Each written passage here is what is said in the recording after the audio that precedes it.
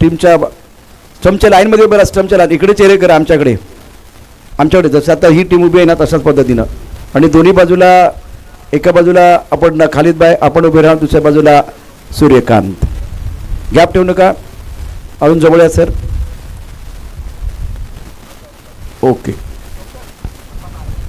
खरं तर बातमी तितकी चांगली नाही आहे संपूर्ण महाराष्ट्रासाठी, संपूर्ण देशासाठी. आपल्या महाराष्ट्राचे उपमुख्यमंत्री अजित पवार साहेबांचं नुकतंच दुःखद निधन झालेलं आहे आणि त्यामुळे या स्पर्धेच्या निमित्तानं आपण त्यांना भावपूर्ण श्रद्धांजली अर्पण करतो आहे. आपल्याला नम्र विनंती आहे आपण सर्व त्यांच्या आत्म्यास चिरशांती लाभो याकरता भावपूर्ण श्रद्धांजली अर्पण करतो आहे. त्यासाठी आपण सर्वांनी उभं राहायचं. माझा आवाज जिथपर्यंत पोहोचतो आजूबाजूला जर बघा कोण उभं राहिलं असेल त्याला उभं राहायला विनंती करा. सर्वांनी शांत उभं राहायचं.